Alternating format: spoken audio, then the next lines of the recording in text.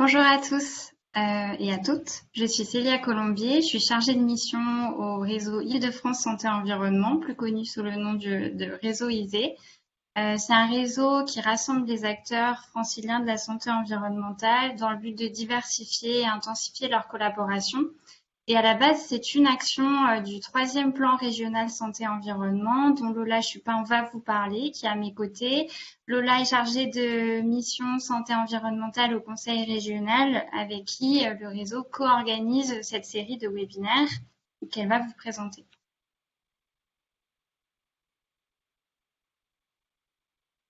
Je suis très heureuse de vous accueillir pour ce webinaire.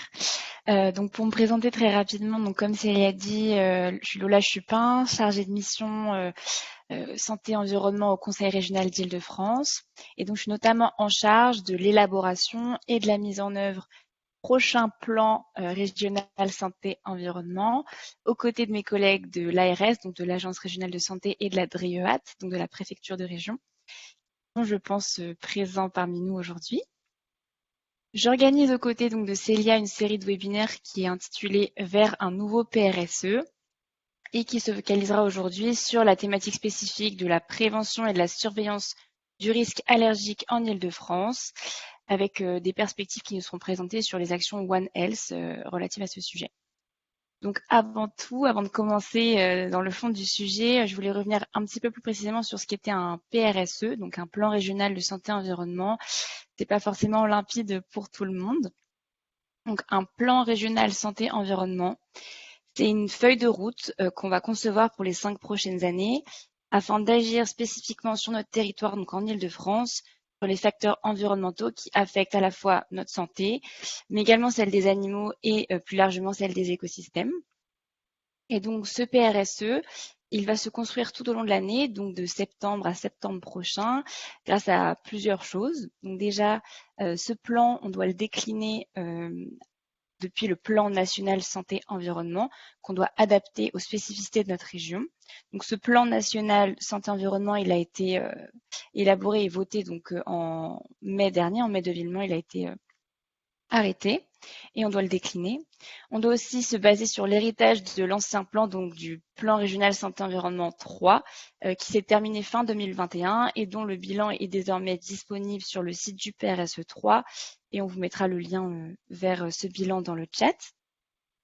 Et on organise donc pour construire ce plan une concertation publique en ligne des acteurs de la santé-environnement, donc qui s'effectue en ce moment. Sur la slide que vous voyez, vous pouvez y accéder donc soit via le QR code, soit via le lien. Et en fait, c'est pour définir avec nous, donc avec les pilotes du plan, les priorités régionales en termes de santé-environnement que vous voulez voir dans ce plan. Donc pour nous aider à définir ces priorités, vous pouvez soit remplir un questionnaire en ligne, donc une quinzaine de minutes, mais tout vous est expliqué sur la plateforme, c'est très limpide.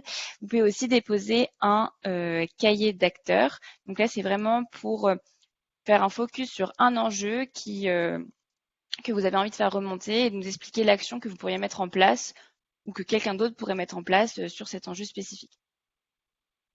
Donc, maintenant plus sur la série de webinaires. En fait, donc c'est une série de webinaires qui s'organise dans ce contexte-là de construction du PRSE 3. Donc, c'est une série de webinaires qui veut en fait mettre en avant des actions qui ont eu lieu dans le PRSE 3, des retours d'expérience pour à la fois les valoriser, mais aussi pour discuter et avoir une réflexion de ce qu'on pourrait faire et des prochaines perspectives dans le PRSE 4. Donc la semaine dernière, on a eu un premier webinaire introductif sur l'état des lieux de la santé environnement en Île-de-France. On nous a présenté 2 outils que l'ORS avait créés dans le cadre du PRSE 3. Le replay est disponible aussi sur le site du réseau ISE, donc on vous mettra le lien dans le chat. Aujourd'hui, les intervenants vous présenteront un petit peu plus ce dont on va parler. La semaine prochaine, donc le mardi 4 octobre, donc de 14h à 15h30, il va y avoir un webinaire qui va être spécifique sur les collectivités territoriales et comment elles peuvent s'approprier les outils du PRSE 4. Et donc, on va avoir 2 retours d'expérience de collectivités territoriales sur des sujets différents. Donc, c'est la qualité de l'air et l'urbanisme favorable à la santé. Le lundi 10 octobre, donc de 14h à 15h30, on va avoir un webinaire sur le mal logement dans le PRSE 3 et on va aborder les questions de logement insalubre et de précarité énergétique. Et le dernier webinaire de la série, donc ce sera le 17 octobre de 17h à 18h30 sur un sujet plus large, donc d'éducation des jeunes à la santé environnementale. Et donc, il y aura des projets de sensibilisation qui vous seront présentés. Donc, j'en dis pas plus, mais voilà, je vais laisser maintenant la parole aux intervenants sur le sujet du risque et de la prévention sur le risque allergène.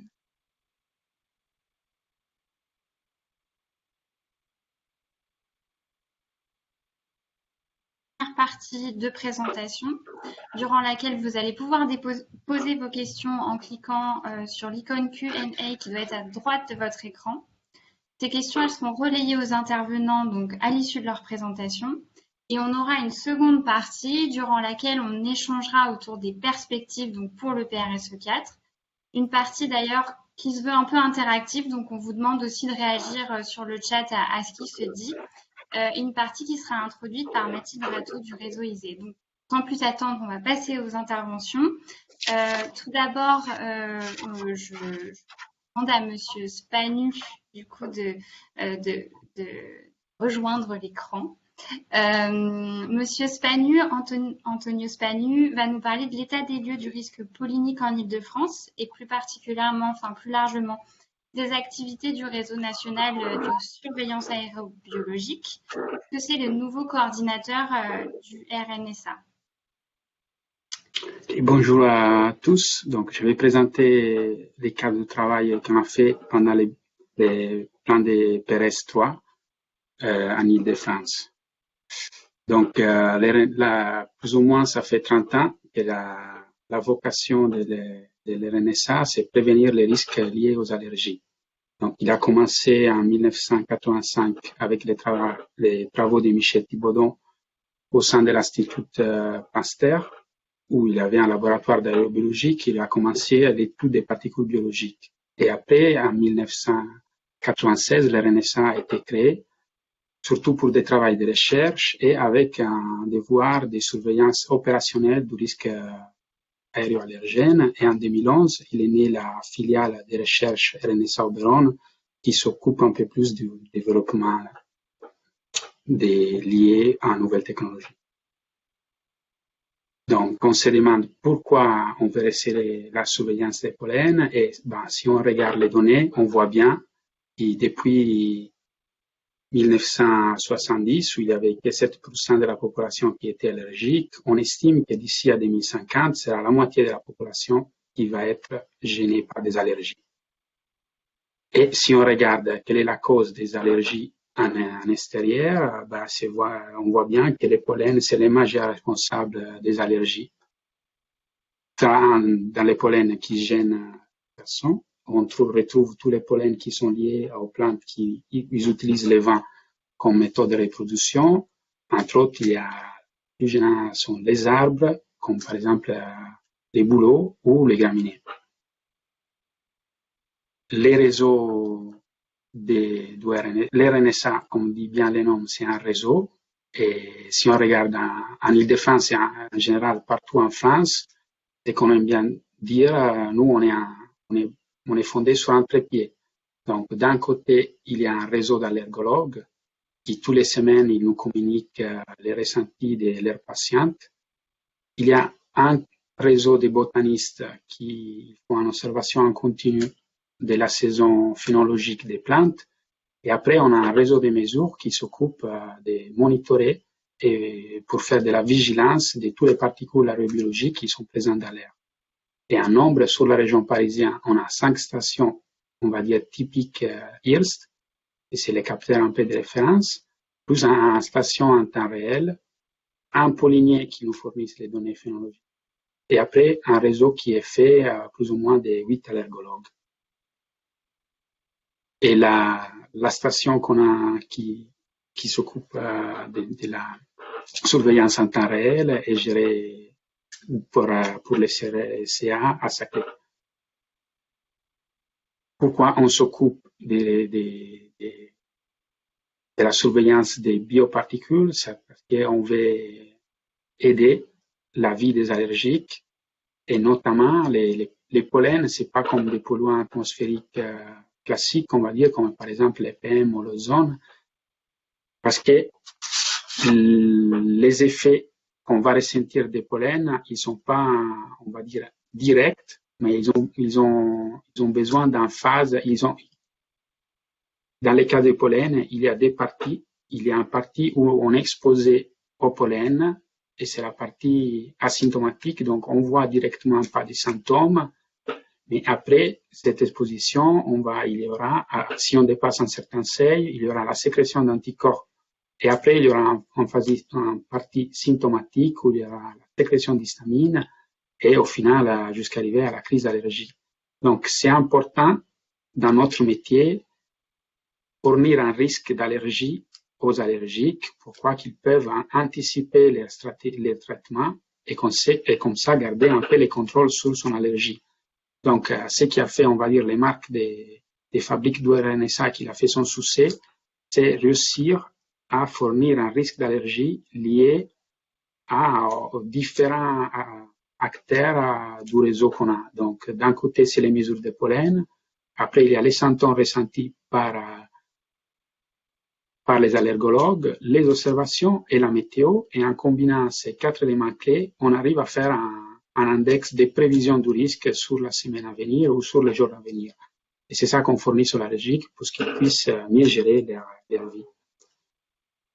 Si on parle des mesures de pollen, historiquement, et la plupart du réseau en France du RNSA, il est fait avec un capteur typique qui s'appelle IRST. C'est un trappe à pollen où il y a un pompe qui aspire l'air et après le pollen, une fois est rentré, il va se coller sur un bande qui après il va être analysé dans les humains.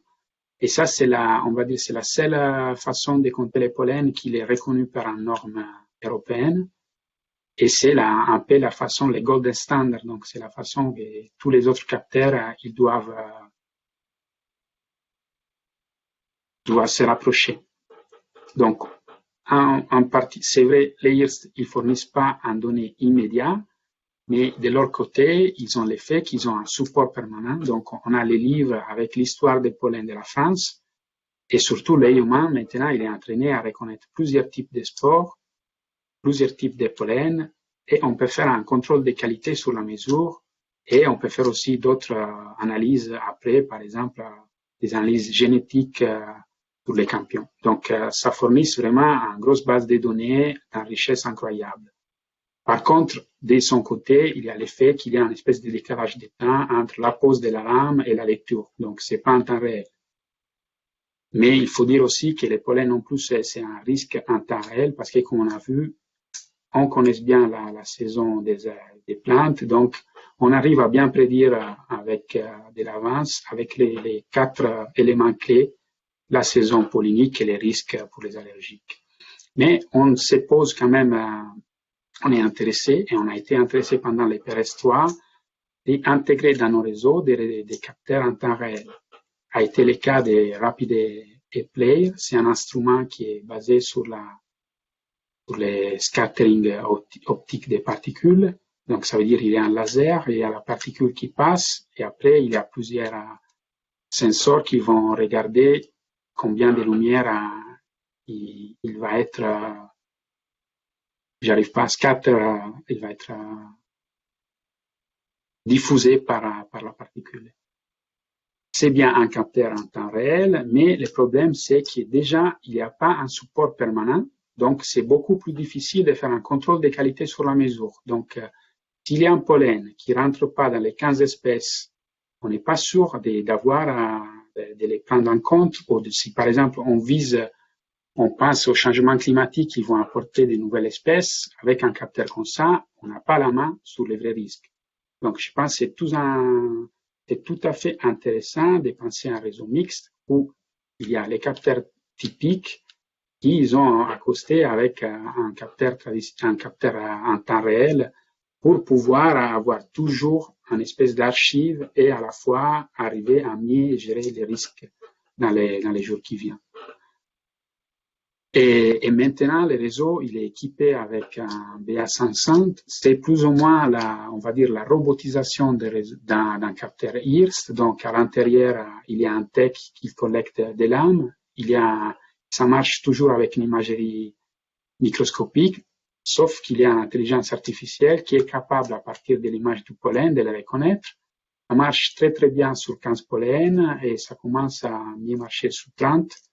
Mais on va dire, pour le moment, la meilleure façon, c'est toujours les humains.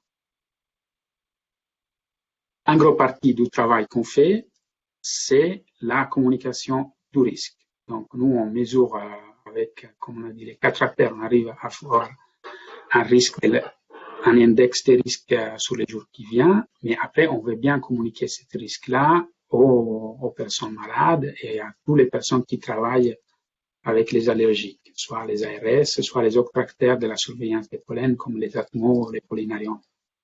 Et pour ça, on a mis en place, c'est un API qui peut communiquer directement avec les affichages, soit les cas des communautés, par exemple, soit les cas des sites des atmos qui récupèrent l'info du risque d'allergie et qui les publient. Après, il y a la façon traditionnelle de communiquer les risques, c'est les bulletins. Par exemple, dans les cas de la ville de Paris, on fait plus ou moins 60 bulletins, donc ça fait des bulletins par semaine.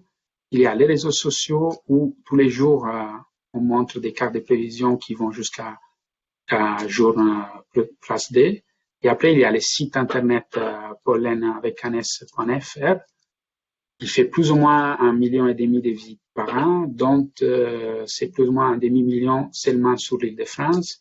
Et on vient d'ajouter tout en partie lié à la modélisation des 5 premières espèces allergisantes sur la France. Je vais vite conclure. Donc, si on regarde quelles sont les perspectives du RNSA dans les PS4, moi, je vois 3 plans d'action. C'est d'un côté, il y a la santé et les écosystèmes. Donc, on a une grosse expertise sur les sports et les moisissures. Et on a déjà des travaux de collaboration avec d'autres instituts de recherche. Donc, on aime bien décliner cette connaissance sur l'île de France pour trouver une espèce de carte régionale des sports et voir l'interaction, par exemple, entre les animaux et les sports ou la santé humaine et les plantes. Un autre axe de recherche qu'on aimerait bien traiter dans les PS4, c'est améliorer un peu les risques notre carte de risque d'exposition en utilisant des capteurs de proximité et en intégrant dans les réseaux plusieurs types de capteurs en temps réel. Et après, il y a le troisième axe, que c'est, on va dire, la politique de gestion des espaces verts. C'est à travers la modélisation inverse, on arrive par exemple, à estimer les terres sources. Ça, c'est un projet qui a récemment été mené dans une autre région, à Beaurepaire, sur l'Ambroisie. C'est pas un espace tout à fait gênant au moment de défense, mais ça convient comme c'est un espace invasif. On commence à voir des plantes et le projet, c'est d'incrémenter la surveillance pour permettre d'estimer la région d'où il vient les pollens et donc après resserrer la surveillance sur cette zone-là. Et donc la modélisation, il offre beaucoup d'instruments qu'on veut utiliser au sein de PRS4. Par exemple, on peut faire des études de différents scénarios pour aider la gouvernance des territoires dans les choix à faire dans les années qui viennent. Et ces travaux, ils vont être menés ensemble au laboratoire du CA à Saclay. Donc ça, j'ai fini mon pitch. Donc si vous avez des questions, n'hésitez pas. Merci beaucoup, Monsieur Spanu. Alors, il y a eu quelques questions dans le chat que je vais vous poser. La première, c'est est-ce que vous étudiez l'impact des pesticides et des insecticides sur les pollens et donc les bioparticules? Et la seconde question, c'est est-ce que les données en temps réel sont diffusées au public? Donc, on commence pour la dernière. Les données du capteur BA105, oui, ils sont publiés sur un site Internet en temps réel. C'est les sites dont on fait, parce que ça fait partie d'un réseau. Je peux envoyer après les liens comme ça. Donc, tous les jours, on peut regarder en temps réel et les données sur Paris-Saclay. Mais après, on vise d'intégrer cette information aussi sur notre site. C'est pas fait pour le moment, mais c'est un projet pour l'année qui vient. Et pour la première question, c'est une bonne question. On s'est posé cette question-là. On a un peu commencé à réfléchir à des collaborations, notamment avec l'INERIS, mais on n'a pas trop avancé sur le sujet. Peut-être justement une perspective future intéressante. Merci beaucoup pour ces questions. Alors, je vous propose de passer à l'intervention suivante, c'est-à-dire celle de Madame Boulvert, donc Emmanuelle Boulvert, qui est ingénieure au laboratoire des micro-organismes et allergènes au service parisien de santé environnementale. Car pour ceux qui ne sont pas franciliens, donc c'est la ville de Paris a la chance d'avoir un service dédié à la santé environnementale qui est intégré à la sous-direction de la santé environnementale et de la prévention de la direction de la santé publique. Voilà pour le cadre complet. Emmanuelle va vous parler du Polinarium Sentinelle de la ville de Paris et je lui laisse la parole. Merci beaucoup. Bonjour à tous. Du coup, merci Célia. Alors, je vais vous partager la présentation. Du coup, comme présenté, moi, je vais parler plus spécifiquement d'un autre outil qu'on a à Paris. Donc, on fait d'ores et déjà partie du réseau national, donc du RNSA, comme présenté juste avant. On a un capteur, donc on a aussi en moyen interne des pollinistes qui sont capables de reconnaître les pollens. Avec ce capteur, du coup, nous, c'est reconnaissance à l'œil nu, donc c'est pas tout à fait en temps réel, mais comme l'a dit Antonio, c'est un peu décalé. Et il a été aussi décidé du coup d'installer un Polinarium Sentinelle au niveau du parc floral à Paris, qui se situe du coup dans le 12e arrondissement au niveau du sud-est du territoire. Donc la volonté, c'était de renforcer le dispositif du coup de surveillance et de prévention du risque allergénique pour la population. Donc pour commencer, tout d'abord, qu'est-ce qu'un Polinarium Sentinelle ? Alors, c'est un jardin où on va retrouver en fait l'ensemble des plantes qui présentent des pollens allergisants sur le territoire. Et on va suivre un cahier des charges qui a été défini par l'APSF, donc qui est l'Association des Pollinariums Sentinelles de France. De ce jardin, on va aller regarder tous les jours les différents plants et regarder si ces plantes pollinisent ou ne pollinisent pas, parce que le but, ça va être de détecter au plus tôt le début de phase de pollinisation et la fin des émissions de pollen des différents plants. Donc, de ces observations quotidiennes vont découler des alertes qui, auprès d'un réseau d'abonnés allergiques, donc des gens qui sont allergiques au pollen, mais aussi les professionnels de santé qui travaillent sur cette question. Donc, il y a un double objectif. Donc là, on dispose d'un nouvel outil scientifique qui est assez carré, avec un cahier des charges de la PSF assez complet, dans le but du coup d'étudier toujours le comportement et des pollens à l'échelle d'une année. Et aussi, c'est un outil pour la ville de Paris, un outil de pédagogie, car ce jardin, on l'a voulu aussi ouvert au grand public, que ce soit du coup pour parler de la question des allergies au grand public, mais aussi des scolaires, des enfants, pour les aider aussi au niveau de l'éducation thérapeutique, et aussi de sensibiliser sur la question de ce qu'on peut mettre dans des jardins. Donc c'est aussi à vocation de pédagogie auprès des jardiniers de la ville de Paris. Donc j'insiste que c'est bien un outil qui se veut complémentaire de la surveillance dans l'air ambiant fait par le RNSA. Le RNSA va du coup fournir ce qu'on appelle l'indice RAEP comme présenté avant, qui va traduire le risque sanitaire associé.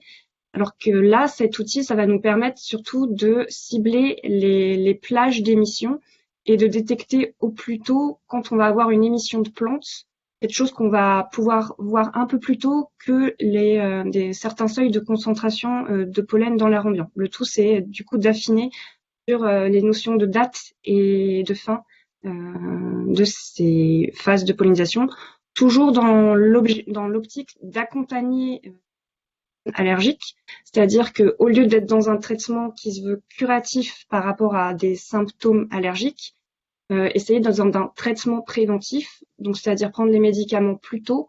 Et si on les prend plus tôt, donc du coup ça peut fonctionner mieux. Et aussi ça peut s'accompagner d'une baisse en termes de consommation de médicaments.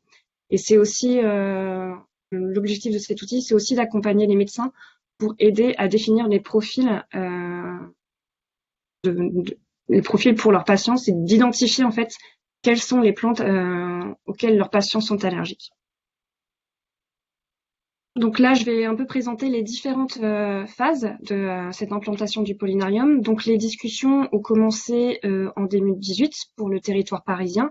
La spécificité pour nous, c'est qu'on a un copilotage à la fois par la direction de la santé publique de la ville de Paris, mais aussi par les espaces verts.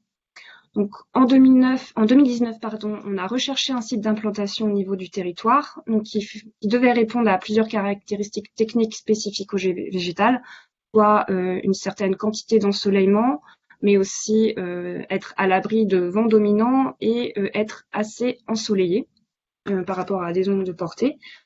Du coup, ça a été finalement le choix s'est porté sur le parc floral de la ville de Paris en accord avec la PSF, et on a aussi validé la liste des végétaux qui vont être figurés dans ce jardin. Donc on va avoir un mélange d'arbres et d'arbustes et aussi d'herbacées dont des graminées. Donc là, vous avez la liste des espèces spécifiques au territoire parisien et alentour, sachant que du coup, un pollinarium est censé être représentatif d'un territoire, d'un rayon entre 20 et 50 km en partant du jardin. Donc voilà, c'est la volonté du pollinarium, c'est vraiment d'être spécifique du territoire local. Et en fait, ce qu'on va aller chercher, je vais vous présenter un peu plus tard, c'est du coup une diversité génétique de ces différents plants à l'échelle de ce territoire. Donc on va aller chercher des végétaux au niveau des 4 points cardinaux du territoire. Donc c'est ce qui a commencé du coup dès 2019, c'est après la validation des différents végétaux, on a été collecter donc en pleine nature l'ensemble de ces végétaux choisis, et on a mis aussi en place donc une réflexion autour de l'aménagement en soi, donc l'esquisse et plans d'aménagement. Et là, la PSF laisse aux collectivités une certaine liberté quant au design du parc. Donc là, vous avez effectivement le dessin, le croquis du jardin spécifique à la ville de Paris. En 2020, on a eu du coup une réflexion sur la conception de la signalétique. Donc en fait, il y a 2 objectifs, à la fois de faire une signalétique donc destinée au grand public qui peut se promener dans le parc floral, donc un panneau qui présente le pollinarium, son objectif, et aussi des panneaux qui sont là pour donner le nom des différentes espèces, quel est leur pollen caractéristique, et aussi le risque lié à chaque espèce si c'est plus ou moins allergisant. Et on va aussi avoir du coup le nom et la numérotation des plants, parce que pour une même espèce, on va avoir différents plants, car on a besoin du coup, comme j'ai dit plus tôt, que on ait collecté des plants qui viennent de différentes orientations du territoire. Donc on a conçu la signalétique en 2020, on a eu une première collecte et des mises en pot des arbres et arbustes, et on a aussi été gênés par le confinement, qui du coup nous a surtout nous a empêché en fait de collecter tous les plants qu'on voulait. Donc on a eu du retard à ce niveau-là. Donc ça s'est reporté en 2021 où on a repris la collecte et notamment des plantes herbacées. En 2021, on a pu commencer les travaux et les aménagements du jardin. Donc comme vous pouvez le voir sur les 2 photos du bas, on peut voir des carrés qui sont destinés aux herbacées. En 2021, on a aussi eu le début de la formation des jardiniers, donc à la fois pour les former à l'entretien spécifique du coup d'un pollinarium, que ce soit sur l'arrosage, mais aussi des coupes et des tailles qui doivent être bien spécifiques pour les garder d'une certaine taille afin que ce soit pertinent au niveau de la lecture des phases de pollen. Et aussi, on les a formés à la lecture quotidienne. Et en ce moment, on est ce qu'on appelle la phase de test. Donc, c'est-à-dire que on vérifie que les plantes, l'ensemble de la vingtaine d'espèces, qu'on a installées, a du coup survécu à son déplacement au niveau du pollinarium. Les jardiniers commencent à observer du coup l'émission des pollens par les végétaux, s'entraînent à l'entretien et à la taille spécifique. Et aussi, ça nous permet, du coup, toujours sur contrôle de la PSF, de faire des points réguliers avec eux et de pallier aux éventuels manques. Du coup, à notre niveau, donc déjà, on avait subi un an de retard à cause du confinement, donc de la collecte des végétaux. Et là, on est en train de faire le point et on a pas mal de plantes qui n'ont pas survécu. Donc, on doit retourner faire certaines collectes, notamment pour des herbacées, et faire certains changements techniques spécifiques au végétal, comme le paillage ou aussi l'arrosage. Donc, finalement, on va avoir une phase de test qui va s'étendre jusqu'en 2023. Que la volonté, c'est vraiment que une fois que les plantes poussent bien, que les jardiniers ont bien pris en main tout ce nouvel outil, sont capables et à l'aise de lire la pollinisation des végétaux. Là, une fois que tout ça est rodé, on va pouvoir du coup demander l'approbation finale par la PSF et du coup lancer officiellement les alertes à destination du coup des patients allergiques et des professionnels de santé. Donc nous, par rapport ce qui va venir dans les prochaines années, c'est effectivement donc validation du pollinarium et ça va être tout ce qui est lancement officiel des alertes et des plans de communication et des explications de cet outil et la prise en main en interne aussi au niveau de la pédagogie pour faire venir des scolaires, du grand public et affiner ça. Donc, en résumé, cet outil, ça va être au quotidien. Donc, on va avoir au niveau du parc floral chaque jour des jardiniers qui vont observer les différentes espèces et elles vont enregistrer le jour où l'espèce commence à émettre du pollen.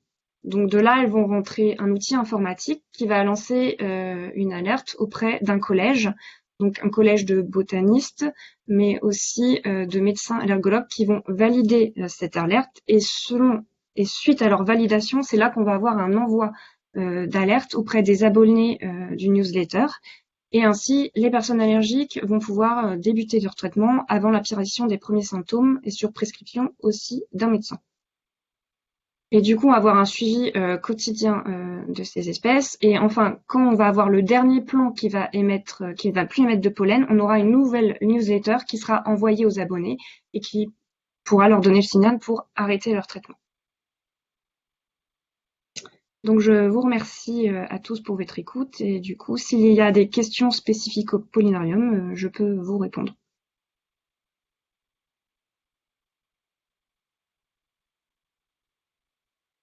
Il n'y a pas de questions spécifiques au pollinarium pour le moment, donc je propose qu'on passe à à l'intervention suivante. Et il y a une question générale posée par Sabine Host, on y reviendra un peu plus tard.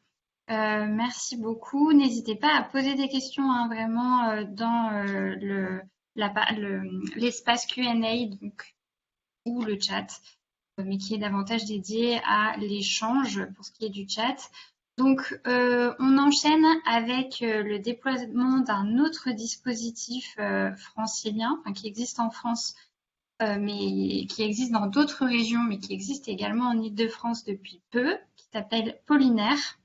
Géraldine Lenir donc, va venir nous en parler. Elle est ingénieure d'études chez Airparif et spécialisée sur la problématique des pollens.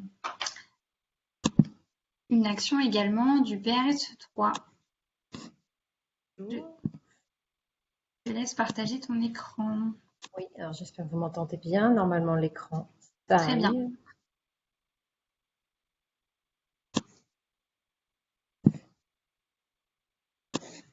Je ne sais pas si vous voyez bien mon écran. J'imagine que oui. Oui, on voit très bien. Alors, j'ai l'impression que ce n'est pas la bonne diapo. Désolée, je fais un petit retour. Vous allez voir à l'envers, mais c'est pas très grave. Voilà, donc Géraldine Lenir, association Airparif. Donc, je vais vous parler du déploiement de Pollinaire en Île-de-France. Alors,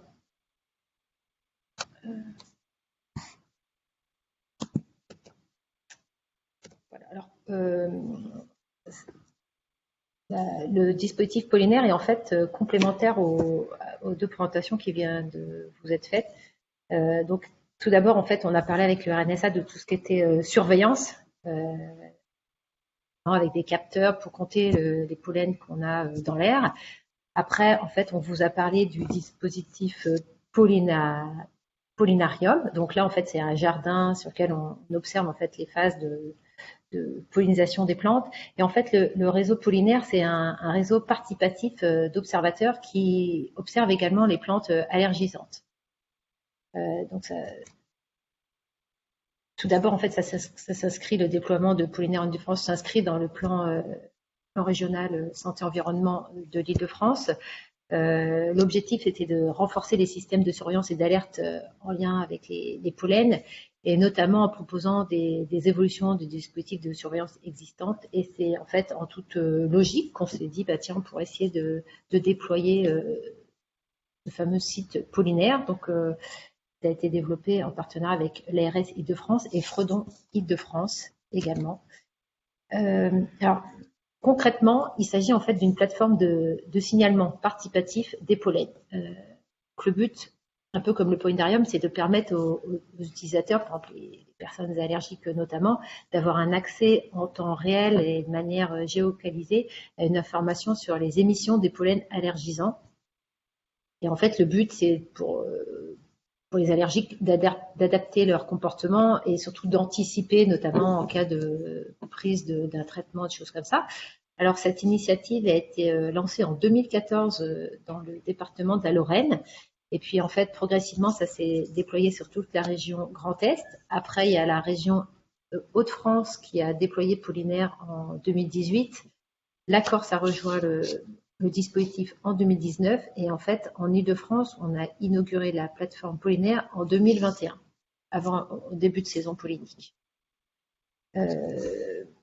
Donc, le principe, en fait, c'est on recrute des sentinelles. Donc, des sentinelles, ce sont des bénévoles, soit des botanistes professionnels ou des amateurs, conformes si besoin, et en fait, qui vont en fait constituer qui vont suivre des plantes à pollen allergisant. Donc, on a une liste de plantes qu'on suit. Donc, en fait, c'est d'ailleurs tout à fait cohérent avec les plantes suivies dans le pollinarium. Donc, on a défini des plantes, 18 plantes en Île-de-France. Il y a des arbres, des graminées, d'autres herbacées.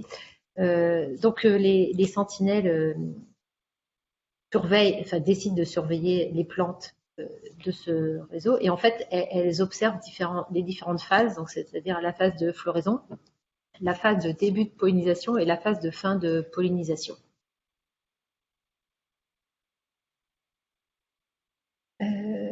Concrètement, donc la sentinelle du réseau pollinaire, c'est qui? En fait, c'est vous, c'est moi, c'est tous ceux qui veulent participer, donc botanistes confirmés, amateurs, professionnels, particuliers.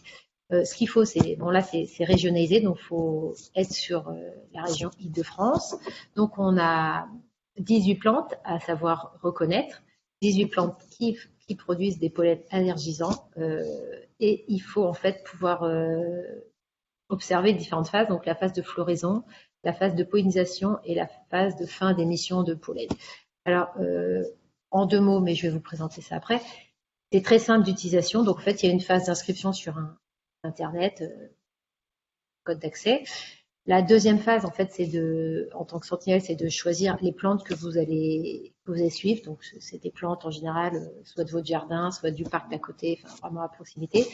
On va, via la plateforme, vous allez renseigner une photo de cette plante, identifier où elle se situe, ainsi que son environnement général. À partir de là, en fait, on a des experts botanistes, en l'occurrence, c'est Fredon Île-de-France, qui valide en fait que la plante fait bien partie des plantes à suivre. Et en fait, après, la sentinelle est autonome sur le site, c'est-à-dire qu'elle renseigne les différentes observations de ces plantes. Donc, ma plante est en phase de floraison à telle date, début de pollinisation à telle autre date, etc. Pour vous présenter ce site, donc vous arrivez sur une plateforme très simple. Donc, vous avez soit je veux devenir sentinelle, soit je veux entre guillemets connaître le risque allergique. Donc, c'est avoir accès à l'information. Dans notre cas, pour devenir sentinelle, donc on choisit de cliquer sur je veux devenir sentinelle. On choisit dans notre cas de rejoindre le réseau francilien. Donc là, je vous le disais, donc on a un petit questionnaire vraiment très simple à remplir pour s'inscrire, nom, prénom. On aime bien demander comment vous avez eu connaissance de ce site Pollinaire et motif. Donc là, après, on valide votre inscription et vous avez en fait un tableau de bord, voilà, avec plusieurs accès. Donc il y a notamment un petit module pour discuter en cas de problème avec nos équipes. Donc en fait, il faut dans un premier temps identifier la plante ou les plantes que vous allez suivre, et puis après il y a toute la phase d'observation. Pour identifier la plante que vous allez suivre. Donc, vous renseignez via une photo, plusieurs photos, votre plante. On demande des critères environnementaux très simples. En fait, c'est plutôt pour savoir si on est en centre-ville, plutôt en forêt, choses comme ça. On renseigne la localisation exacte via une adresse de la plante. Et à partir de là, du coup, il y a la phase de validation. Donc, voilà. À partir du moment où on a validé votre plante, donc là, par exemple, on a enregistré un oiseautier, et ben en fait, vous avez libre accès en fait au stade de développement de la plante, donc 1 floraison, 2 pollinisation, 3 fin de pollinisation. Vous, par exemple, cliquez en début de saison sur floraison, vous rentrez la date et validez, et du coup, toutes les informations vont ainsi pour la plateforme accessible à tous. Pour ce faire, alors c'est vrai qu'on a lancé cette plateforme, manque de chance, c'était pendant la pandémie, donc on a dû tout faire à distance. Mais pour ce faire, pour aider les sentinelles, si besoin, pour identifier les plantes ou les différentes phases, floraison, pollinisation des plantes, on a accès en ligne à tout un guide très, très fourni avec des photos, voilà, pour vérifier que vous suivez bien la bonne plante. Et on a également des vidéos, mais ça j'y reviendrai plus tard. Voilà, l'observateur a également pour avoir une petite idée sur la période où il faut suivre, aller surveiller un petit peu ces plantes. C'est voilà, on a un calendrier avec toutes les espèces qu'on suit et le calendrier de phase de pollinisation des plantes. Si vous voulez juste, entre guillemets, consulter les informations, donc là, vous allez sur le site, vous dites que vous voulez juste connaître les informations de la plateforme, vous cliquez sur renseigner les informations en direct. Alors vous pouvez d'ailleurs vous inscrire à une newsletter pollinaire qui va vous dire tous les mois en fait les plantes qui ont été observées ou si elles sont en phase de floraison ou de pollinisation. Également, vous pouvez avoir accès à des manifestations dans le secteur ou d'autres communications qu'on a fait sur Pollinaire. Donc, si vous accédez aux données en direct, là, vous avez en fait accès à la carte en fait qui vous donne en fait les plantes observées et leur état, floraison, pollinisation, fin de pollinisation. Alors, je vous l'ai dit en fait du coup, ou peut-être pas encore. Donc, on a ouvert le site Pollinaire pour l'Île-de-France, donc c'était février 2021. On a fait dans la foulée un webinaire qui était orienté à destination des collectivités locales, donc 10 jours après, voilà, pour expliquer le système. Et après, en fait, on a vraiment commencé notre première saison pollinique, donc 2021. On a misé sur une communication digitale. De toute façon, avec la pandémie, les confinements, plus après les restrictions de sortie en extérieur, on n'avait pas vraiment le choix. Donc, c'est de la communication via les réseaux sociaux, notamment Facebook, Twitter. On a également une chaîne YouTube sur laquelle on partage un maximum d'informations vraiment très simples et faciles d'accès à tous. Donc, on a une petite vidéo qui présente comment devenir sentinelle, une autre qui présente le système pollinaire d'une manière générale. Voilà. Après, donc notre but a été de la première année notamment de faire connaître ce nouvel nouvelles solutions pour suivre les pollens. Donc, on a fait de la communication ainsi que nos partenaires, l'ARS et Fredon Île-de-France. Et on a également fait une communication plus ciblée auprès des associations en mars. Mais on n'avait pas pu faire de manifestation publique à cause de la situation sanitaire. Et donc 2022, on a encore plus accentué la communication digitale. On a notamment publié des petites vidéos qui montrent vraiment telle plante par exemple est en phase de pollinisation. On a mis l'accent pour rechercher des nouveaux partenariats. 110 contacts établis avec différents, soit des spécialistes du végétal. On a fait des communiqués de presse pour faire promouvoir Pollinaire auprès de la presse, notamment de la presse locale. Nous avons essayé de chercher des relais auprès d'allergologues, d'universités, et on avait pu commencer la participation à quelques manifestations, notamment auprès d'associations de jardins partagés. Donc là, on termine notre deuxième saison pollinique, on va dire. Donc en fait, le bilan est assez décevant en termes de nombre de sentinelles. En fait, on n'a pas réussi finalement à capter beaucoup de sentinelles sur ce site, notamment en comparaison avec le nombre de contacts pris. Alors je pense qu'effectivement la période Covid ne nous a pas aidés. Notamment les restrictions de déplacement, et aussi en fait c'est vrai qu'on avait d'un point de vue communication, c'était quand même assez saturé sur le Covid. On a encore potentiellement beaucoup d'actions qui pourraient être réalisées pour favoriser la communication. On pense notamment à une communication plus traditionnelle via des flyers, via des manifestations publiques ciblées, genre fête de la nature, des choses comme ça. On pourra encore affiner, rechercher des partenariats. Voilà. Bon, après, aujourd'hui, on arrive finalement en fin de PRSE, dans le cadre qui a permis le développement de Pollinaire. Et donc, du coup, à ce jour, on en est à trouver des financements qui permettent de maintenir cette plateforme. Et voilà. Je vous remercie. Merci beaucoup, Géraldine. Visiblement, c'était assez clair. Il n'y a pas de questions dans le chat jusqu'à maintenant. On voit bien les synergies entre toutes les actions, finalement le RNSA et travailler sur ce dispositif pollinaire. On voit l'importance aussi de la territorialisation des actions en ce qui concerne le risque pollinique, c'est assez évident, mais c'est particulièrement vrai. Je vous propose de passer à la 4e intervention. Donc de Fredon Île-de-France. Alors j'espère que Solène, tu n'auras pas de soucis parce que tu as été déconnectée à plusieurs reprises. On va essayer quand même.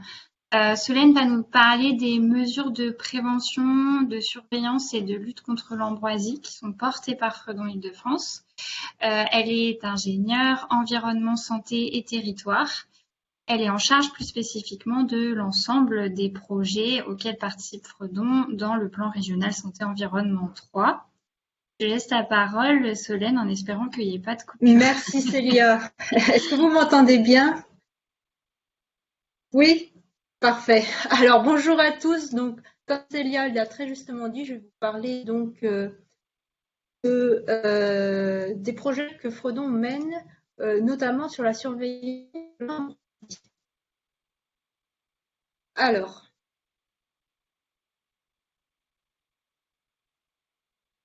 les ambroisies.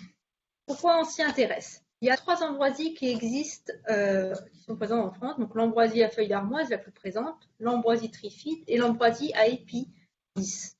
En fait, ce qu'il faut savoir, c'est que ces végétaux, c'est des espèces très allergisantes.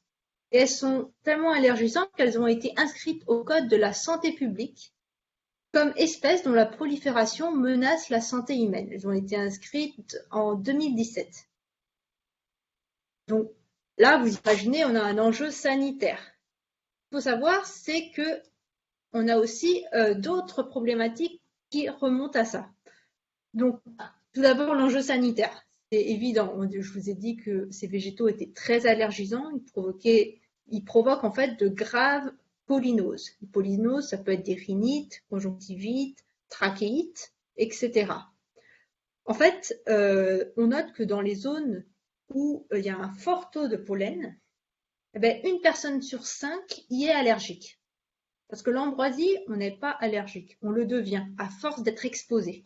Donc vous imaginez, 1 personne sur 5, c'est quand même des grosses proportions. On peut estimer en France à 1 million de personnes allergiques à l'ambroisie.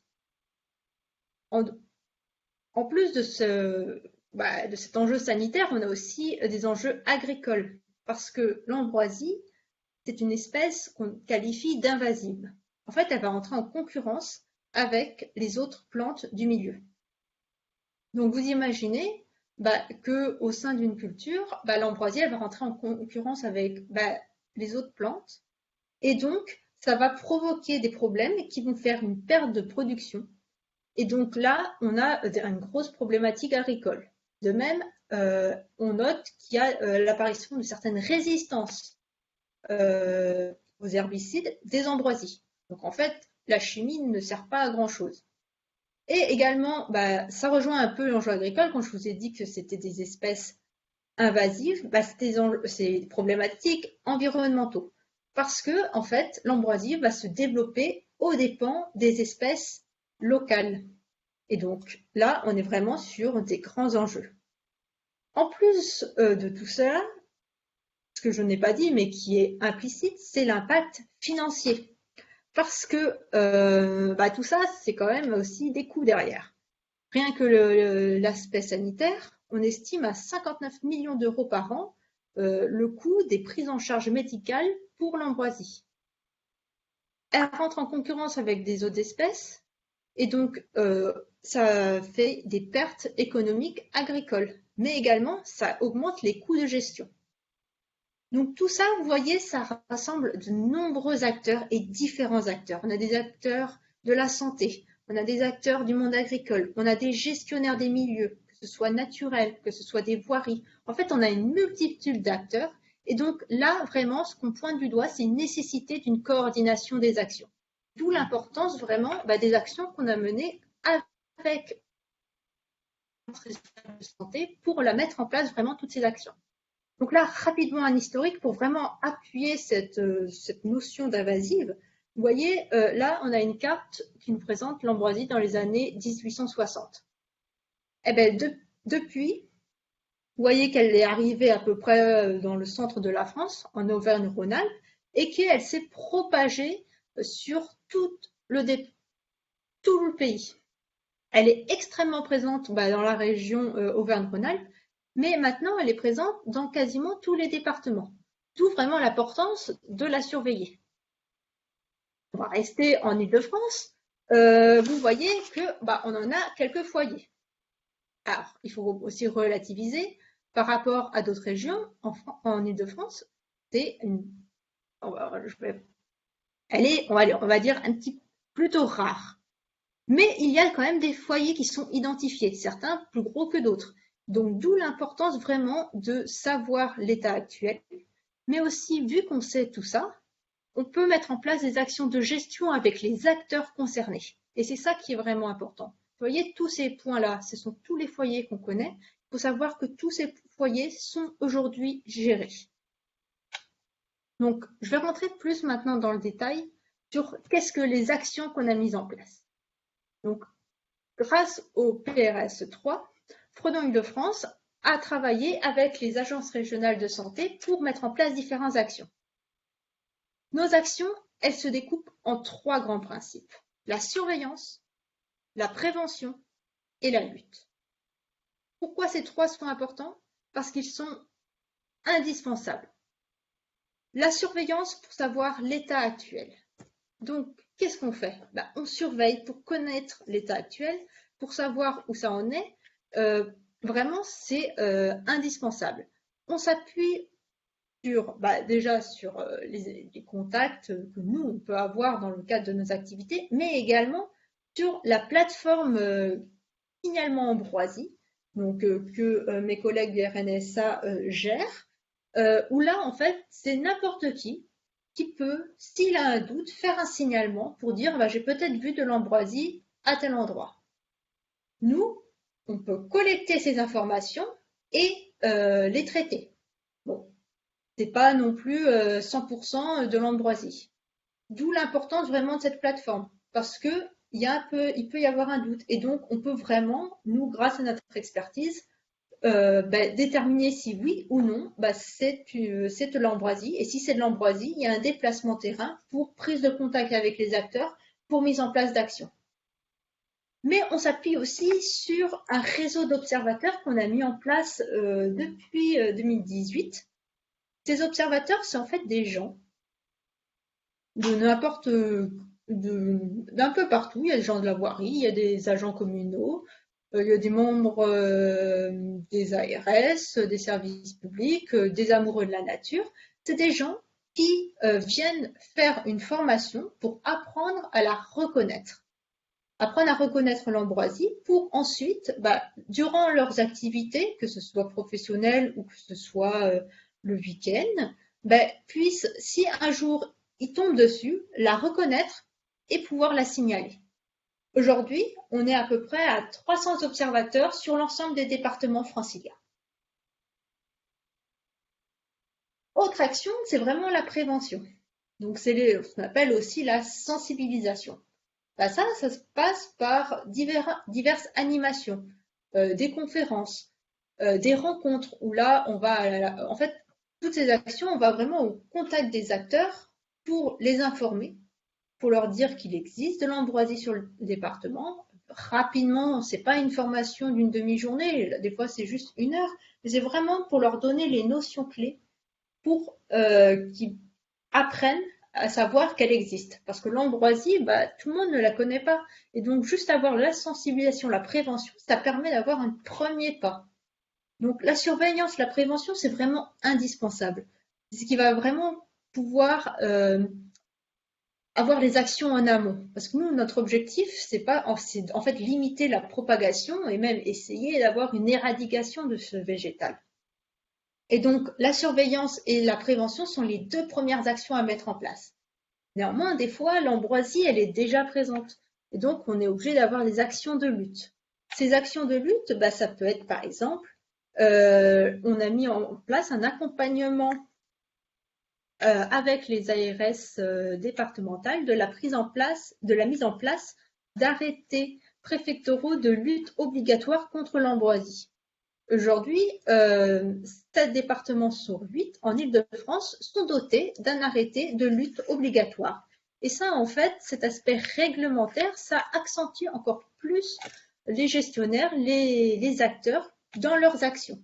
L'ambroisie est déjà réglementée au Code de la santé publique, donc c'est déjà une première bille, si vous me permettez cette expression, pour vraiment accentuer, dire qu'il faut lutter. Mais alors là, avec les arrêtés préfectoraux, ça donne encore plus de crédit, encore plus, ça accentue ces actions et ça permet vraiment de les mettre en place. Ces actions, par exemple, ça peut être dans le cadre d'un partenariat avec le département de l'Essonne, nous mettons en place des chantiers d'arrachage. Ces chantiers d'arrachage, en fait, c'est sur des bords de route pour aider les communes où on sait qu'il y a de l'ambroisie. On mobilise des volontaires qui viennent arracher l'ambroisie à une certaine période pour vraiment avoir une pression sur cette plante et qu'elle ne rentre pas en pollinisation où là, en fait, elle va libérer le pollen et c'est là où elle est vraiment, vraiment dangereuse. Donc, voilà. Donc, merci de votre attention. N'hésitez pas si vous avez moindre question. Merci beaucoup Solène, c'était très clair. Alors on va prendre quelques petites questions. D'abord une question de Géraldine et d'ailleurs possible aussi que d'entre vous puissiez répondre puisque ça concerne les. Combien de sentinelles y a-t-il dans les autres réseaux pollinaires? En fait, est-ce que vous avez des retours d'expérience ou vous êtes en contact avec les pollinaires d'autres régions? Alors, je pense qu'ils en ont à peu près plus d'une centaine en Hauts-de-France. Alors, en Corse, malheureusement, ils ont lancé le pollinaire, mais en fait, ça n'a pas pris. En fait, ils ont commencé en 2019-2020. Et en fait, c'est vraiment là où, en fait, en mars, vous savez, on a été confinés, donc en fait, ils n'ont pas du tout fait de communication, donc du coup, ils doivent avoir une petite dizaine de sentinelles. Il doit y en avoir une centaine en Hauts-de-France, et en Grand Est, ça doit plutôt être de l'ordre de 200 sentinelles, quelque chose comme ça. Après, ce qui est compliqué, en fait, finalement, il y a sentinelles d'une part, donc les personnes sont inscrites, mais en fait, ce qu'il faut après, c'est qu'elles fassent des observations. En fait, il faut les mobiliser très régulièrement, parce que souvent, on peut avoir tendance à, voilà, on est motivé, on va observer, voilà, un boulot qu'on a à côté de chez soi, hop, il est en phase de floraison, parfait, on le déclare, et puis après, en fait, finalement, on oublie, quoi, c'est comme tout, quoi. Et du coup, c'est dommage parce qu'on n'a pas le suivi potentiellement tout le temps de cette plante. Et souvent, on a des gens qui s'inscrivent comme sentinelles, mais finalement, qui ne vont pas jusqu'au bout du geste, qui ne vont pas jusqu'à déclarer des plantes et après faire des observations. D'accord. Après, on peut être sentinelle ponctuellement. Enfin, je veux dire, il est possible de déclarer plante une fois. Et... Ouais. Ah, bien sûr, bien sûr, bien sûr. Mais c'est vrai que du coup, vous êtes compté comme. En fait, ce qui est vraiment important dans ce genre de dispositif, c'est d'avoir des sentinelles actives. Effectivement, vous n'êtes pas obligé d'avoir 10 plantes à suivre. Déjà, si vous en suivez une, les 3 phases d'observation, c'est déjà très bien. D'accord, merci pour ces précisions. Je sais aussi qu'en Grand Est, il y a un réseau d'allergologues qui est très mobilisé sur le sujet. Peut-être que justement d'avoir un réseau comme ça très ancré localement qui traite le sujet depuis longtemps permet d'avoir plus de sentinelles, d'avoir plus de relais justement auprès des professionnels de santé. C'est en tout cas un aspect qui peut être intéressant dans les pistes d'action pour le PRSE 4. Alors d'autres questions sont arrivées, peut-être qui s'adressent à Solène davantage, mais d'autres peuvent y répondre. Est-ce que l'arrachage est vraiment utile en ce qui concerne l'ambroisie? Mais j'imagine que cette question vaut aussi pour certaines, pour d'autres espèces invasives. Alors, pour l'ambroisie, oui, c'est vraiment utile et on voit des résultats. Parce que l'ambroisie, elle a une racine qu'on dit pivot. Donc, quand on arrache toute la plante. Au contraire d'autres, comme les renouées asiatiques, qui elles sont des rhizomes, qui sont beaucoup plus enterrés, et donc c'est déjà plus difficile de tout enlever. Vous voyez, l'ambroisie, on tire juste dessus, c'est bon, ça part. La renouée, il faut vraiment creuser pour essayer d'enlever et tout. Et l'ambroisie, quand on l'arrache, la plante, l'individu qu'on a arraché, elle meurt. Et il n'y a pas de reste. Par contre, il y a des graines, et les graines sont vraiment très fortes. Elles peuvent une grande capacité de longévité, et elles peuvent ressortir. On voit un impact des arrachages. Ça a coupé un petit peu, Solène. Mais je crois qu'on a eu à peu près le propos, on a à peu près tout compris, je crois. Alors, donc, une question qui est en lien. Est-ce qu'il existe d'autres actions que l'arrachage? Pour la gestion de l'ambroisie? J'imagine, oui. Pour l'ambroisie, oui, tout à fait. En fait, ça dépend où on se place. Par exemple, les agriculteurs, ils ne vont pas arracher tout leur champ à la main. Ils vont plutôt mettre des actions de fauchage à des instants bien précis pour, en fait, affaiblir la plante. Des fauchages qu'on peut aussi avoir en bord de route. Il ne faut juste pas faucher quand la plante elle est en pollinisation, parce que sinon c'est là les tondeuses elles vont disperser les graines. Mais avant, on peut tout à fait pour l'affaiblir.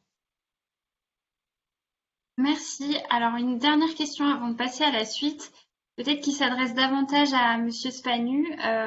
Une question sur les solutions proposées aux collectivités locales par des entreprises privées. En matière donc de mesures polliniques et en temps réel. Qu'est-ce que vous en pensez? Bon, c'est pas forcément facile de répondre à cette question, mais voilà, on a eu ce.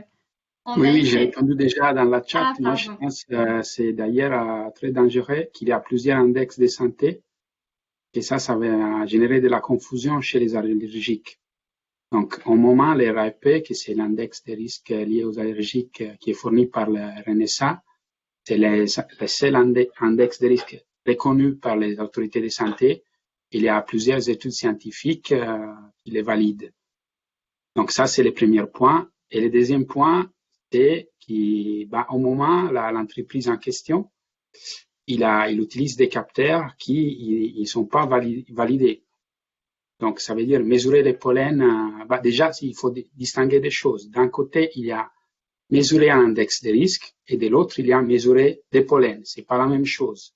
Donc, déjà, on est très méfiant sur l'index de risque. Et si aussi on regarde l'élément clé qu'ils utilisent, donc la mesure même, c'est des capteurs à bas coût, très élémentaires. C'est pas vraiment de la grosse technologie qu'il y a derrière. Ça vient de l'évolution d'un capteur qui existait avant, qui n'a été pas retenu pour les mesures des particules atmosphériques. Ça vient de l'OAC, donc c'est une évolution du LOAC. Ça, c'est pas je ne sais pas si c'est trop technique la discussion, mais là, le point principal, c'est un capteur qui n'a pas été reconnu. Les mesures qu'il fait, ils sont pas vraiment, on va dire, fiables, parce qu'il se base sur la diffusion optique, donc ça dépend aussi de la position de la particule quand il traverse les lasers. C'est très difficile. Les pollens, ils se rassemblent un peu tout, mais ils sont pas vraiment les mêmes. Donc, il y a des espèces qui ont plus ou moins, on va dire, la même tête, mais des allergénicités très différentes. Donc, on peut avoir une espèce qui va créer un danger pour la santé et un autre qui va être pas du tout un problème. Donc, si on n'arrive pas à les mesurer, ça déclenche une fausse alerte. Et donc, c'est ça, je pense, un point fondamental. Il y a des travaux de normalisation pour plusieurs capteurs. Par exemple, c'est les capteurs qu'on a testés dans les PRS-3 avec la collaboration du CA. Et donc, je trouve très gênant qu'il puisse y avoir quelqu'un qui s'impose sur le marché sans passer dans des normalisations. Si moi j'achète un thermomètre à la pharmacie, j'aimerais bien que le thermomètre il mesure la température et qu'il y a quelqu'un qui reconnaît qui sont des degrés et comment c'est fait. C'est pas possible qu'on vende un index de santé sans qu'il soit validé. Ça, c'est ma réponse. D'accord, merci beaucoup. Alors, je vous propose de passer à la suite, donc à cette dernière partie. On avait donc une approche dans le PRSE3 des enjeux santé et biodiversité un peu au travers du risque. Et le réseau ISE, dans la même démarche que le plan national santé et environnement 4, défend l'idée d'intégrer le contrôle, la gestion des espèces à impact dans les politiques avec une approche un peu plus large qu'on appelle approche une seule santé, qui tient compte donc de l'interdépendance des écosystèmes, de la santé animale et de la santé humaine. Donc, pour imaginer des pistes d'action,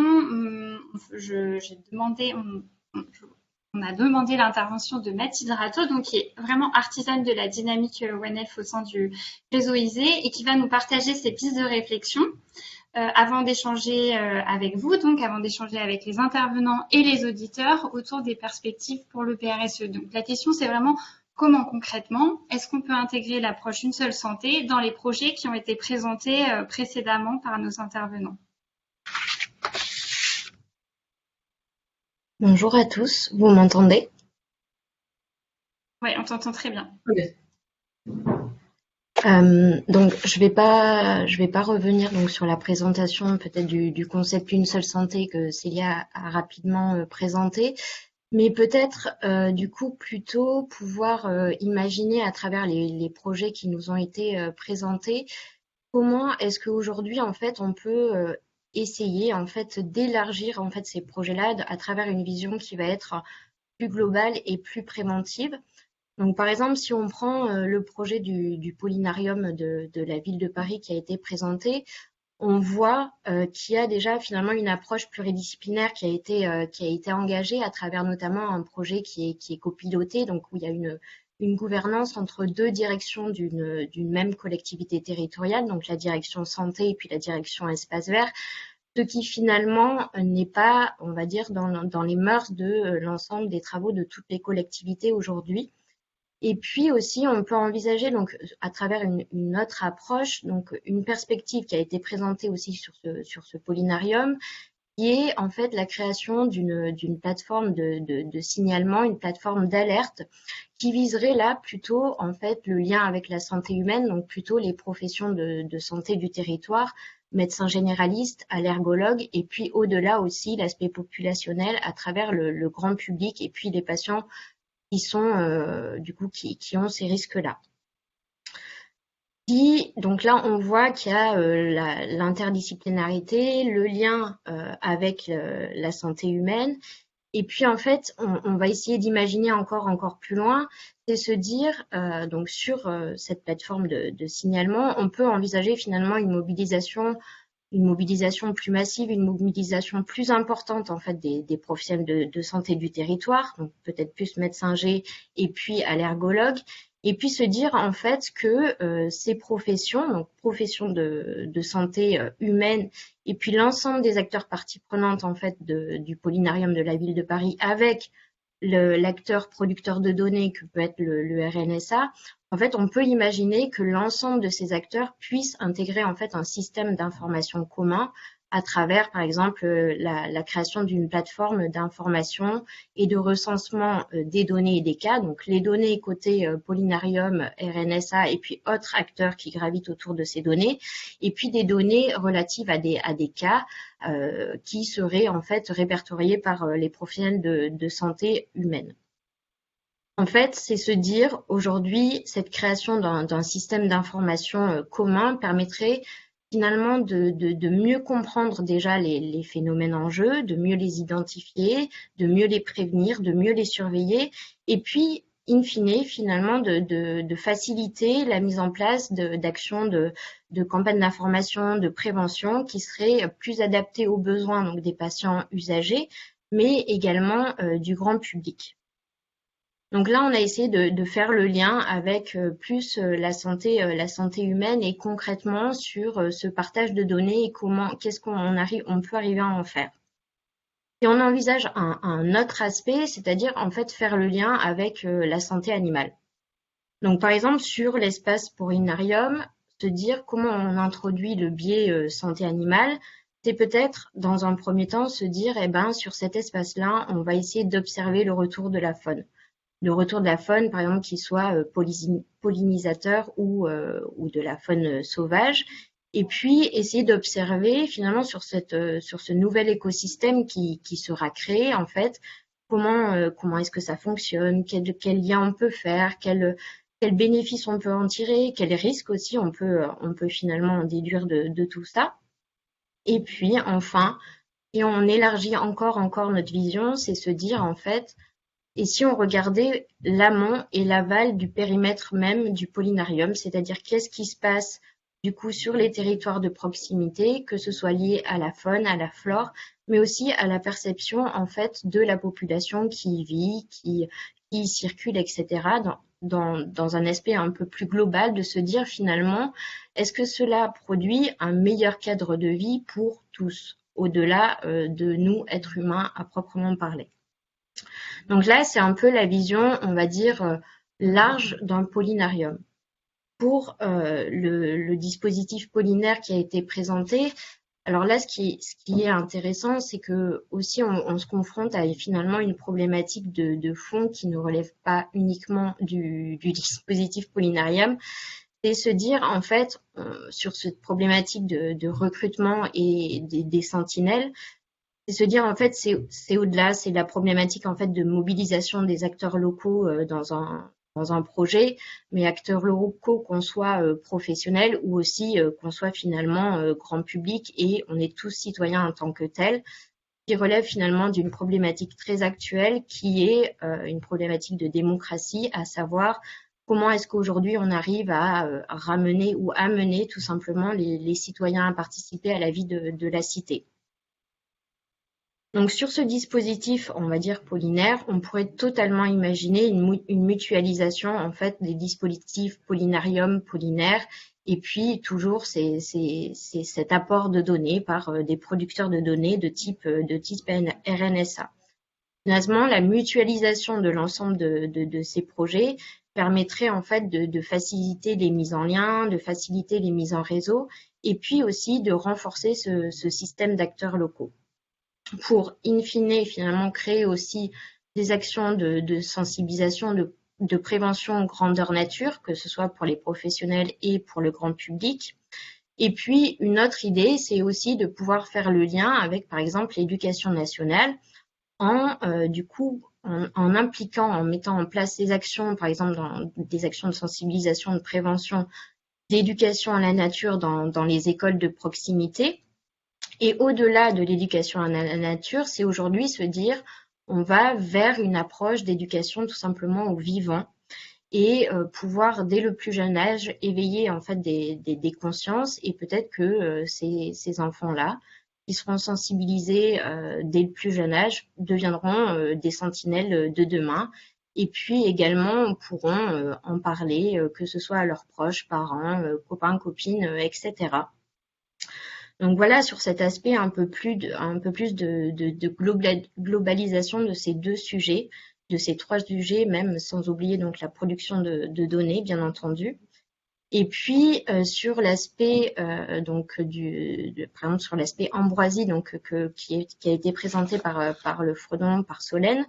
Donc Solène, elle nous a bien présenté finalement les enjeux globaux qui se posent face à une espèce, l'ambroisie, donc des enjeux plutôt sanitaires, des enjeux agricoles, des enjeux environnementaux, et puis aussi finalement des méthodes complémentaires qui ont été mises en place pour en fait arriver à solutionner au mieux la problématique de cette espèce. Finalement, si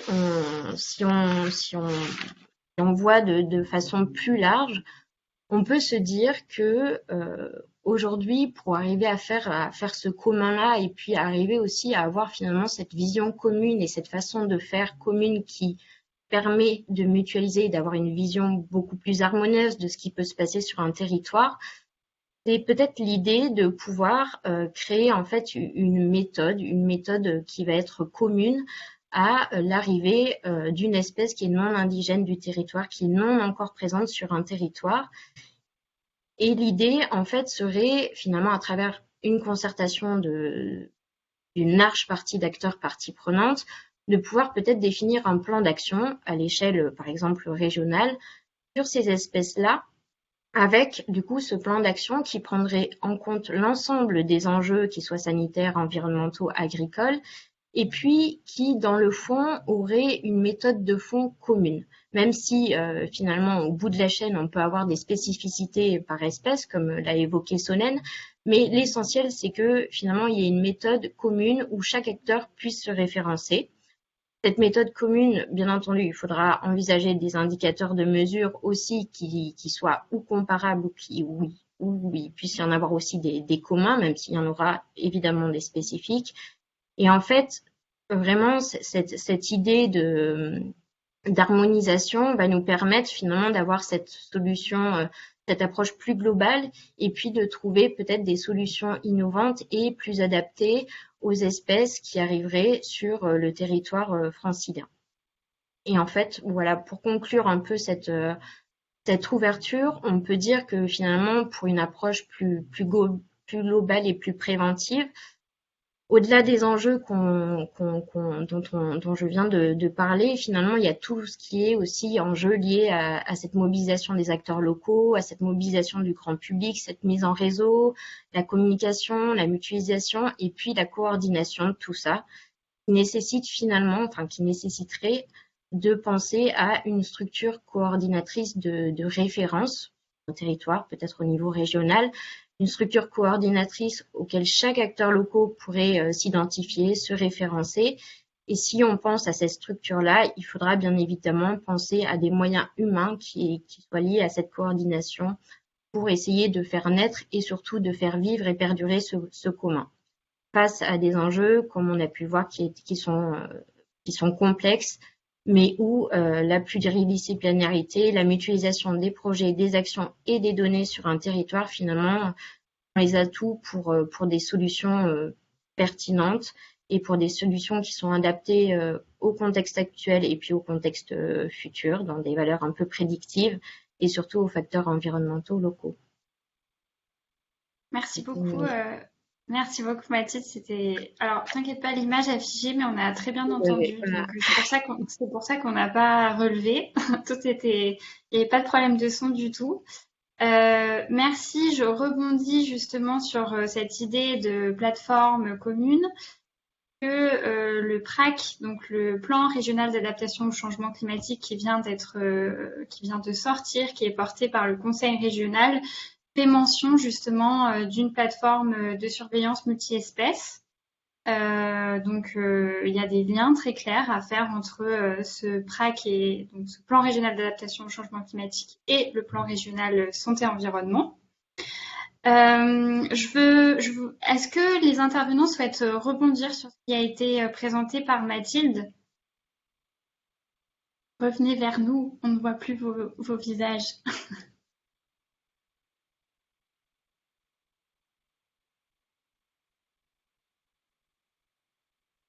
Moi, si je peux juste dire que je partage tout à fait en fait ce besoin de mutualiser en fait toutes ces actions. C'est sûr que c'est vrai qu'une plateforme ou je ne sais quel support, mais qui donne une information globale de tous ces outils, ça serait vraiment formidable.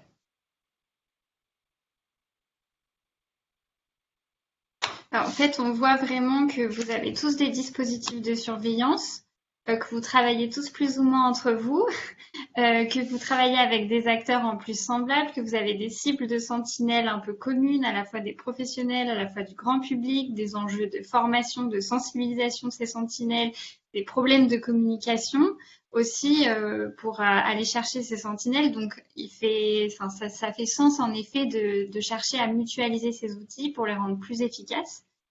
Donc on a parlé de plateforme. Est-ce que d'autres ont des idées ou je dis ça aussi dans le chat. Hein.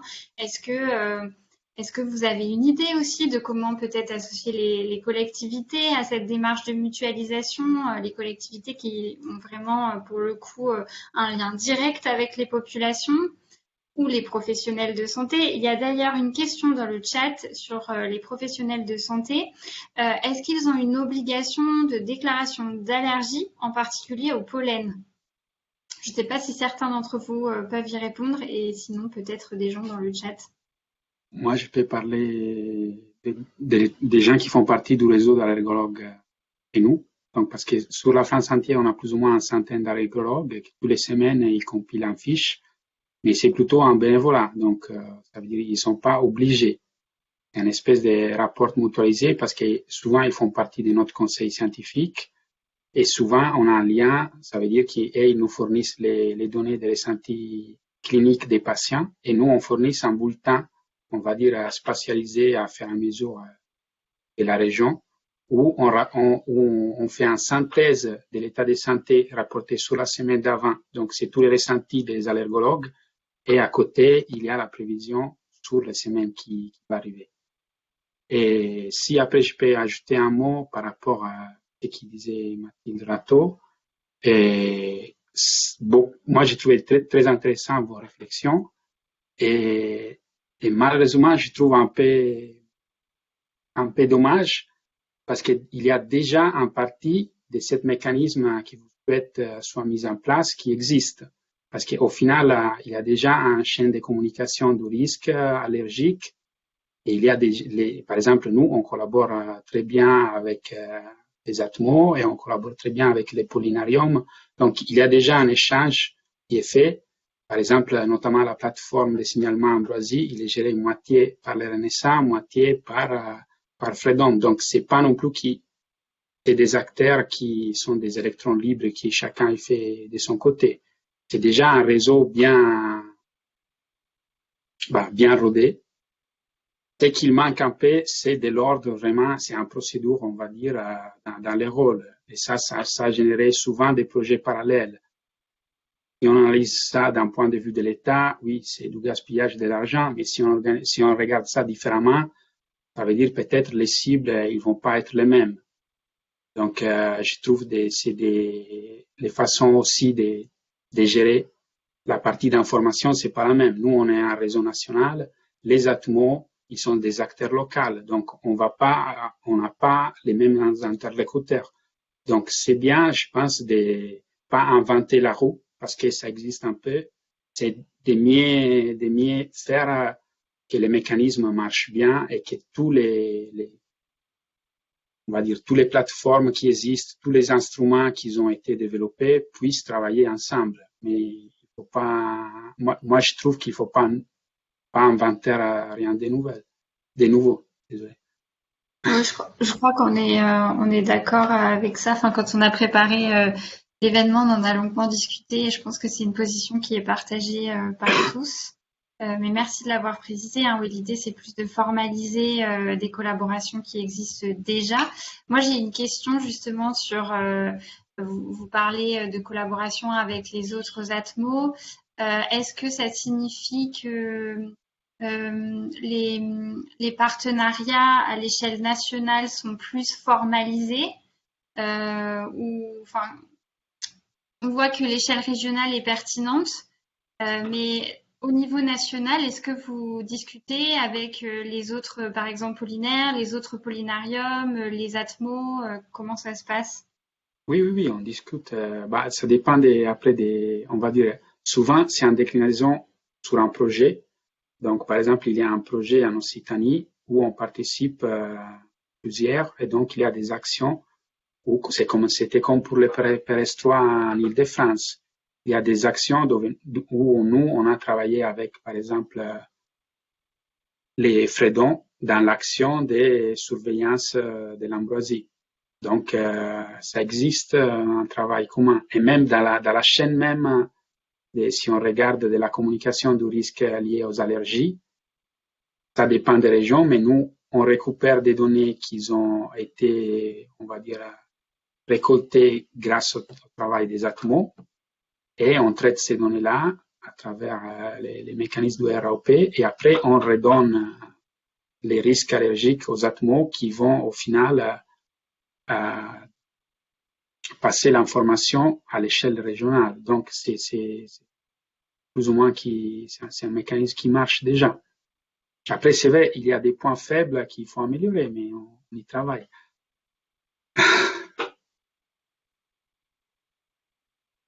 Si je peux me permettre, alors, moi, le constat que je fais, c'est qu'il y a beaucoup de projets qu'on aborde par espèce, par problématique, le pollen, l'ambroisie, etc. Pas pour tout. Par exemple, la lutte, c'est bien d'avoir toujours cette approche par espèce parce que ça va dépendre vraiment. En fait, on va pas traiter l'ambroisie comme on traite la renouée, comme on va traiter les conséquences du pollen, etc. Par contre, pour tout ce qui est surveillance et prévention, on peut tout à fait imaginer une approche multi-espèces. Ça veut dire, très simplement, au lieu de former à une seule espèce, on peut envisager de les former à 2-3 espèces qui pourraient les intéresser, qui pourraient rencontrer sur leur territoire. Je dis pas que toutes les personnes doivent être formées à toutes les espèces qu'on pourrait trouver en Île-de-France, ça c'est impossible et c'est même trop difficile. Mais en tout cas, on pourrait avoir une espèce parce que des personnes qui, par exemple, se forment sur l'ambroisie, quand on leur parle du moustique tigre, ça peut leur parler aussi. Le moustique tigre qui est un moustique qu'on peut aussi retrouver. Quand on leur parle de renouée asiatique, ça les intéresse, peut-être qu'elles vont les retrouver. Donc c'est aussi cette approche multi-espèces que je trouve qui est intéressante, notamment pour tout ce qui est surveillance et prévention, parce qu'en fait on attire les gens, ils sont aussi intéressés et vraiment ils rendent service, tout simplement. Merci beaucoup. Est-ce que d'autres souhaitent intervenir? Il y a une question dans le chat qui est arrivée qui demande si l'allergie n'est pas une maladie à déclaration obligatoire.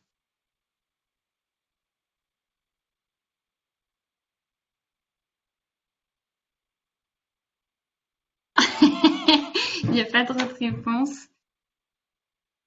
Il y a une réponse dans le chat. Les maladies à déclaration obligatoire sont essentiellement des maladies infectieuses et le saturnisme et les mésothéliums. Merci beaucoup, Madame Rouvier. Lola, est-ce que tu souhaites intervenir peut-être en tant que pilote du PRSE3 beaucoup de matière aujourd'hui qui ressort du webinaire.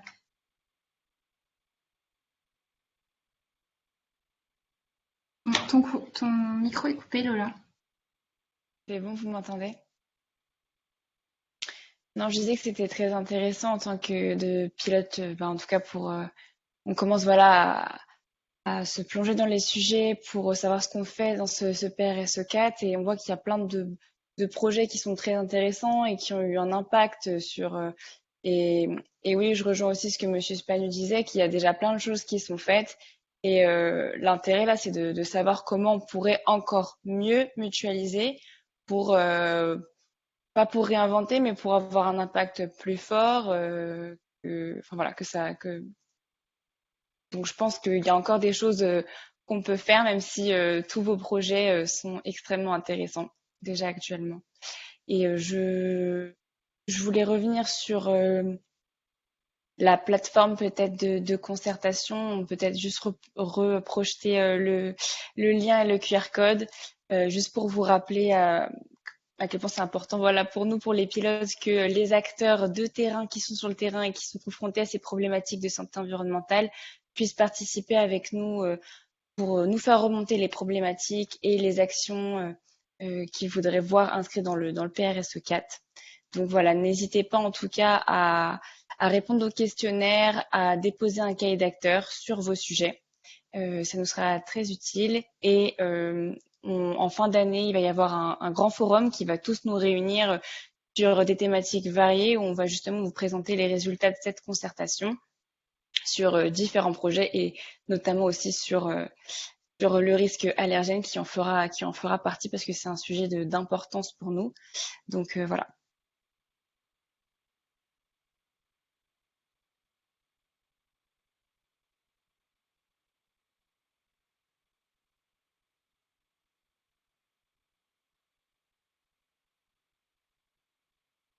Intervenants d'avoir accepté de participer et puis d'avoir présenté leur action dans un temps si contraint. C'était clair pour autant et ça donne envie d'aller voir un peu plus loin. N'hésitez pas d'ailleurs, si vous souhaitez entrer en contact avec eux, de nous envoyer un petit mail au réseau. Je remercie aussi tous les organisateurs, Lola en particulier de la région et puis Pascal Gorge. Il y a un questionnaire de satisfaction qui va s'afficher à l'écran une fois que vous serez déconnecté. C'était vraiment important pour nous. Si vous pouvez y répondre afin d'améliorer du coup nos prochains événements. Je vous rappelle, je vous rappelle simplement donc la suite des webinaires du réseau ISE donc vers un nouveau PRSE se poursuit dès la semaine prochaine. Donc mardi prochain, on aura un webinaire sur comment est-ce que les collectivités peuvent s'approprier les PRSE avec des retours d'expérience de la communauté d'agglo de Cergy-Pontoise et de la ville d'Évry-Courcouronnes. Nous aurons également lundi 10 octobre de 14h à 15h30 un webinaire autour du mal logement où on parlera d'habitat insalubre, de précarité énergétique et des liens avec la santé et de comment est-ce qu'on peut l'intégrer davantage dans le prochain PRSE.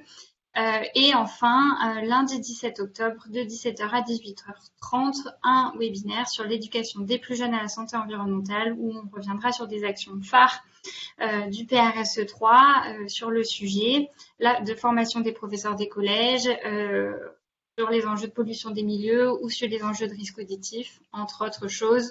Une expérimentation aussi menée par le conseil régional auprès des lycéens sur leur exposition aux perturbateurs endocriniens. Vous en saurez plus si vous vous inscrivez. N'hésitez pas à le faire, l'inscription est gratuite. Partagez autour de vous pour qu'il y ait un maximum de monde si ça peut aider même d'autres régions, on vous en sera reconnaissant si vous partagez le lien. Merci à tous et à très bientôt.